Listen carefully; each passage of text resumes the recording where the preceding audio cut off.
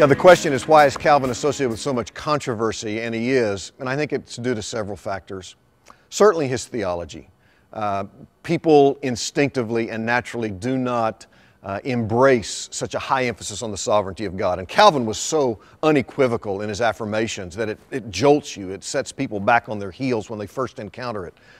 I think secondly, his personality at times comes across as strict, and he was when it came to matters of personal holiness and discipline. And that puts people off. In fact, I think Calvin would have a very hard time getting along in today's world, not so much because of opposition he would receive from society, but because of what he'd received from the church. But also, I think, a misunderstanding of what took place in Geneva. You mention Geneva in the 16th century to people today, and they think theocracy, you know, this heavy-handed, legalistic oppression of the people, and that was not the case.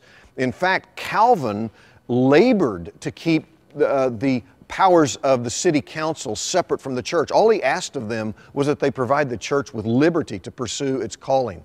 And I think people have this idea that Calvin wanted to impose some sort of theocratic rule on the people of God, and he didn't. And one final thing, one reason why he's associated with controversy is because of us, his followers, those who happily embrace the label Calvinism, and unfortunately, oftentimes our harsh and narrow and unloving defense of the doctrines of grace. And we need to be sensitive to that and try to be winsome and loving in our presentation of what we perceive to be the truth.